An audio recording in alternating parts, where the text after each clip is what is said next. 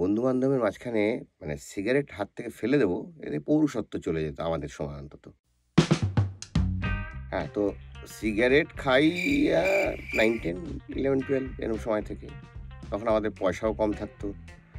আ কাঁচি সিগারেট মানে যার ফিল্টার হয় না, এই সিগারেট দিয়েই শুরু হয়েছিল। তো কোনো একজন বন্ধু ব্লু ব্লাড বলে একটা সিগারেট নিয়ে আসলো। অসম্ভব কড়া মানে চারমিনারের বাবা।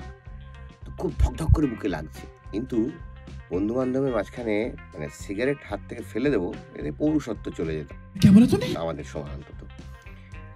তো একজন একটা বুদ্ধি দিল, "আরে এই হজমলাটা মুখে দে, হেভি লাগবে।" তো দ্যাট ইজ 94 94 সালে হজমলা মুখে দিয়ে ১ম সিগারেট টান দিলাম। মানে সিগারেটের ধোঁয়াটা যে ভেতরে যাচ্ছে একটা টকটক ঝাল মিষ্টি ভাব। খুব ভাল লাগলো।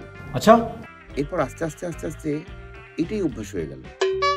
সো স্টিল নাও আজকের দিন অবধি বাইরে আমি সিগারেট এইজন্যই বাইরে সিগারেট খাই না। কারণ দোকানদারদের কাছে এটা চাইলে পরে বা বন্ধু-বান্ধবের সঙ্গে বসে এটা খেলে ন্যাচারালি পাগল-টাগল ভাববে।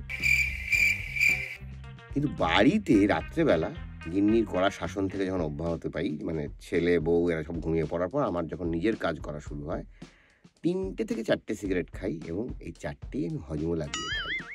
ভীষণ ভাল লাগে।